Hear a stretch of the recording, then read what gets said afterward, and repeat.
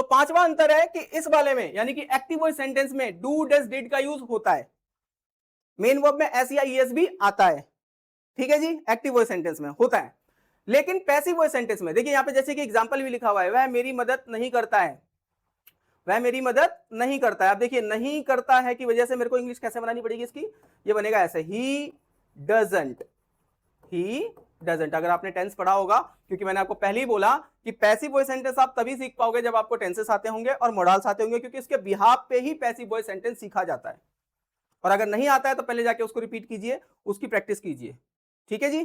तो वापस यहां पे आते हैं। अब जैसे मैंने लिखा ही डजंट हेल्प मी, तो आपको पता चल गया यहां पे मैंने यहां पे डजंट का यूज क्यों किया है, क्योंकि ये प्रेजेंट इंडेफिनिट है। ताती वाले जितने सेंटेंस होते हैं वो प्रेजेंट इंडेफिनिट होते हैं, उसमें डू डज का यूज होता है और डजंट डोंट डजंट का यूज होता है। मेन वर्ब की फर्स्ट फॉर्म और मेन वर्ब की फर्स्ट फॉर्म के साथ एस या ईएस का यूज होता है, ठीक है। तो उसी हिसाब से मैंने यहां पर डजंट यूज किया है, ही डजंट हेल्प मी, ये सेंटेंस बन गया। लेकिन जब पैसिव वॉइस सेंटेंस की बात आती है, जब पैसिव वॉइस आप करते हो, इसी सेंटेंस को मान लो अगर आपको पैसिव वॉइस सेंटेंस बनाना है तो ये जो डजंट वर्ड है ये यूज नहीं होगा, इसकी जगह पे इज एम आर यूज होगा, इज एम आर के साथ नॉट लगा सकते हो, ठीक है। जैसे देखिए यहां पे लिखा हुआ है कि डू डज डिड का यूज नहीं होता है, बल्कि डू डज की जगह पर इज एम आर और डिड की जगह पे वॉज वर्ब का यूज होता है, ठीक है जी।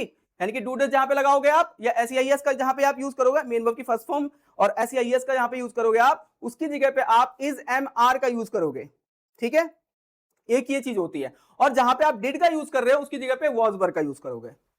देखिए यहां पे भी एग्जांपल दिया हुआ है कि उसकी मदद नहीं की जाती है, सेम सेंटेंस है, ये भी प्रेजेंट इंडेफिनिट है, ये भी प्रेजेंट इंडेफिनिट है। देख रहे हैं लास्ट में आ रहा है ती है, जैसे वहां पे आ रहता है वैसे यहां पे ती है आ रहा है। तो इस सेंटेंस में आप क्या करेंगे, हम इसको कैसे बनाएंगे, तो देखिए उसकी मदद नहीं की जाती है, किसकी मदद नहीं की जाती, उसकी, तो ही लिखेंगे सबसे पहले, ठीक है।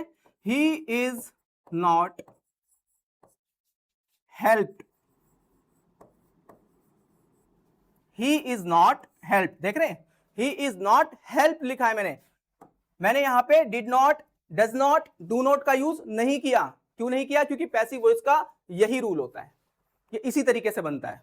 आगे आपको और चीजें क्लियर होंगी, अभी मैं आपको सिर्फ डिफरेंस बता रहा हूं रूल सारे बताने वाला हूं इसके आगे। अगला जो मेजर डिफरेंस है कि एक्टिव वॉइस सेंटेंस जितने होते हैं उनमें मेन वर्ब की फर्स्ट फॉर्म, मेन वर्ब की सेकंड फॉर्म, मेन वर्ब की थर्ड फॉर्म, मेन वर्ब की फर्स्ट फॉर्म प्लस एस या ईएस, मेन वर्ब की फर्स्ट फॉर्म प्लस आईएनजी, ये सारी फॉर्म्स यूज होती हैं।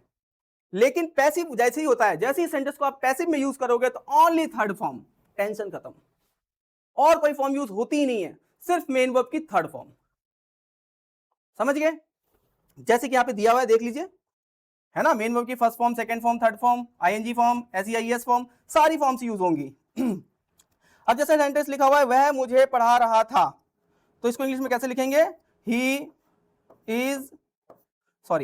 Was teaching me, he was teaching me, पढ़ा रहा था इसलिए टीचिंग मी, ये सेंटेंस ऐसे बनेगा।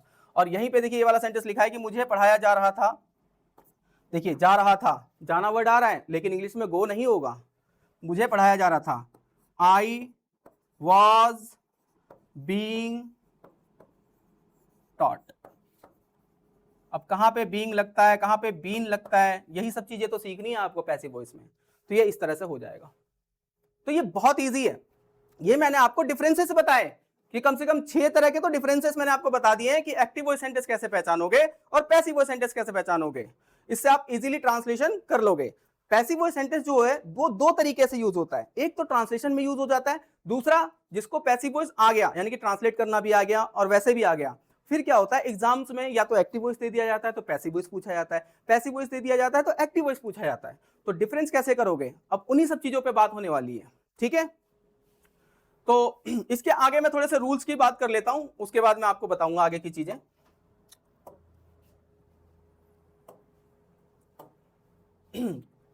छठा point, rules of the passive voice sentence. मैंने एक्टिव और पैसिव दोनों ही रूल सामने लिखे हैं, ये एक्टिव का रूल है और ये पैसिव का रूल है, ठीक है। और देखिए रूल्स बहुत सारे हैं, मैं एक एक करके सारा मैं आपको दिखा रहा हूं, फिर मैं एक एक करके समझाऊंगा। ये है प्रेजेंट इंडेफिनिट का रूल, इसमें क्या होता है, ये डोंट डजंट जो आप यूज करते हो उसकी जगह पे इज एम आर का यूज कर लिया जाता है, ठीक है। ये देखिए यहाँ पे भी लिखा हुआ इज एम आर और इजंट, मतलब इसको नेगेटिव में कर दिया हमने, ठीक है। Is not, am not, are not, और मेन वर्ब की थर्ड फॉर्म, यहाँ पे भी देखिए मेन वर्ब की थर्ड फॉर्म, यानी कि जहां पे भी आप डू डज डिड का यूज करोगे या मेन वर्ब की फर्स्ट फॉर्म या एस का यूज करोगे, वहां पे आप क्या यूज करोगे इसके फिर पैसिव वॉइस में सीधा इज एम आर यूज हो जाता है इसकी जगह पर, ठीक है। With example you can see, वह मुझे एक सेब देता है, he gives me an apple, he gives me an apple. ये हो गया आपका प्रेजेंट डेफिनेट जो कि आपको आता है। अब इसी से हम इसको बना लेते हैं। तो यहाँ पे लिखा हुआ है मुझे एक सेब दिया जाता है। अब आप कहोगे इसी सेंटेंस को अगर हम पैसिव में बनाएं तो सिंपल सी चीज है, वह मुझे एक सेब देता है, ठीक है जी। मैंने इसमें ये लिखा है कि वह मुझे एक सेब देता है, तो मुझे एक सेब दिया जाता है, ये लिखा हुआ है मुझे एक सेब दिया जाता है, और ये मैंने इस सेंटेंस में लिखा था कि वह मुझे एक सेब देता है। तो देखो यहाँ पे सब कुछ तो मैंने लिख दिया है, लेकिन इस वह को छोड़ दिया, देख रहे हो, है ना। तो एक काम करते हैं, वह को लिख देते हैं उसके द्वारा। लो जी, मैंने लिख दिया, ठीक है। जैसे मैंने हिंदी में लिख दिया उसके द्वारा, उसी तरह इंग्लिश में भी लिख देते हैं बाय हिम। लो, ठीक है जी। कहने का क्या मतलब है मैं आपको समझाता हूं, उससे आपको ज्यादा क्लियर समझ में आएगा। देखिए क्या होता है, कोई भी एक एक्टिव सेंटेंस ले लो, जैसे कि वह मुझे एक कुर्सी देता है, ठीक है जी। ये एक सेंटेंस है जो कि एक्टिव है। अब आप इसको पैसिव बनाना चाहते हो, ठीक है, इस सेंटेंस को आप पैसिव बनाना चाहते हो, तो आपको क्या करना है, पहले इसको इंग्लिश में लिख लेते हैं, ही गिव्स मी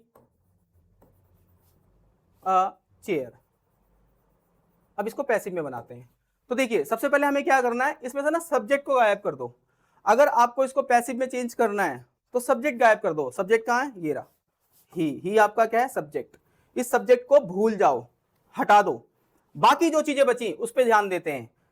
ये आपका सब्जेक्ट है, ठीक है जी। ये गिव क्या है आपका, ये आपका वर्ब है। आप इसको हेल्पिंग वर्ब कहो या मेन वर्ब कहो, दोनों ही चीजें हैं। अब यहाँ पे सिर्फ हेल्पिंग वर्ब, सिर्फ मेन वर्ब आई है, बाकी हेल्पिंग वर्ब और मेन वर्ब दोनों कॉम्बिनेशन में आती है, आपको पता है, ठीक है, इसलिए मैंने वर्ब लिख दिया है। इसके बाद जो चीज बची है ये आपका ऑब्जेक्ट है। एक और ऑब्जेक्ट जो होते हैं पैसिव वॉइस के हिसाब से मैं बता रहा हूं, ऑब्जेक्ट यहाँ पे दो तरह के होते हैं, एक लिविंग और एक नॉन लिविंग, और दोनों ही ऑब्जेक्ट से पैसिव वॉइस बन सकता है। क्योंकि पैसिव वॉइस सेंटेंस बनाने के लिए सब्जेक्ट इंपॉर्टेंट नहीं है, हमें ऑब्जेक्ट की जरूरत होती है, ठीक है। क्या करना है, आप देखिए यहाँ पे दो ऑब्जेक्ट दिए हुए हैं। ये जो मी लिखा हुआ है ना, ये आपका लिविंग ऑब्जेक्ट है।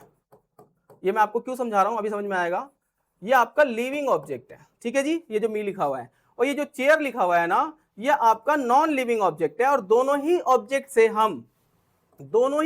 हम सेंटेंस बना सकते हैं, नॉन लिविंग ऑब्जेक्ट। अब क्या करना है, लेट्स सी। मैंने आपको बोला कि आपको सब्जेक्ट भूल जाना है, सब्जेक्ट भूल जाओ। इस सेंटेंस में अब कितनी चीजें बची, ये जो पूरा सेंटेंस है इसमें कितनी चीजें बची, तो इसमें दो चीजें बच रही हैं, एक तो आपका वर्ब बच रहा है और एक आपका ऑब्जेक्ट बच रहा है, ठीक है जी। अगर सेंटेंस में लिविंग ऑब्जेक्ट है तो हम कोशिश करेंगे पहले लिविंग ऑब्जेक्ट से सब्जेक्ट बना, मतलब सेंटेंस बनाएं। और अगर लिविंग ऑब्जेक्ट नहीं है तो हम दूसरे पे जाएंगे, यानी कि नॉन लिविंग पे जाएंगे। तो इसमें है तो हम ऐसा करते हैं, इसी को ले लेते हैं, ठीक है। मी से सेंटेंस बनना स्टार्ट होगा।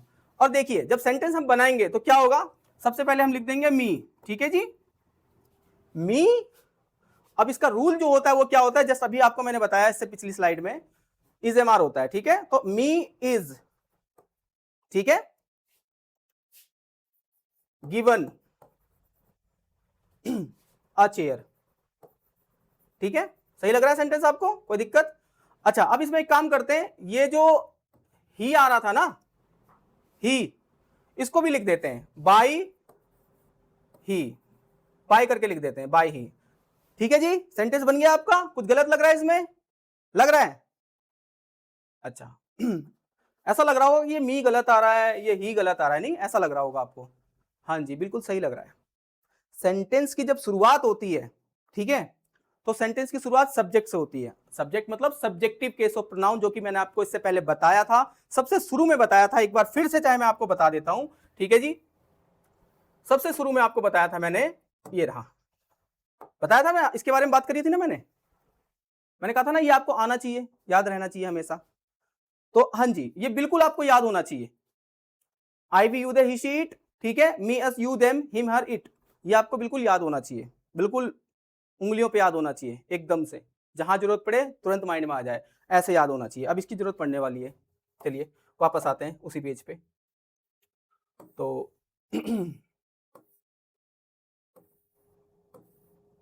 कहां पे थे हम, यहां पे थे हम, ठीक है जी।